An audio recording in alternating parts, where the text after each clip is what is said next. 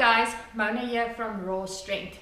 Today I'm going to be showing you how to do the power jerk. Now the power jerk is a progression from the push press, but it's also the movement that you will learn just before you will learn the split jerk. So with the power jerk, you will dip and drive just like you would with the push press. The only difference is now you will drop under the bar with an explosive punch. The first common mistake that people make with the power jerk is they end up dipping and driving on the toes. Now you want to make sure that you dip and drive straight down and straight up. Once you learn this bad habit of driving forward onto your toes, when the weight starts to get heavier, that's when you start to miss lifts. The weight will be unstable, and then you'll learn bad habits for when you go over into your split jerks.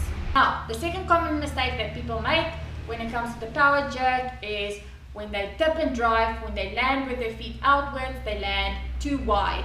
Now, the reason why this is really bad is firstly is you will be unstable. Secondly, you will learn again bad habits for when you go into your movement of your split jerk.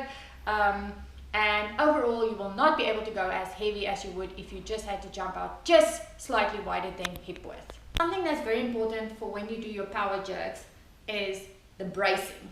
Now, how I like to teach my athletes and how I like to do it myself is to make sure that I take a deep breath before I do my movement, to make sure my core, everything is nice and tight before I go into my dip. That way, when I dip and drive and catch the bar, I feel a lot more stable and I feel a lot more solid under the bar. So guys, if you go down to the link in the description, you will see we have a free email course on 16 exercises to master your snatch and your clean and jerk. Also, if you liked our video, please give it a thumbs up and subscribe to our channel.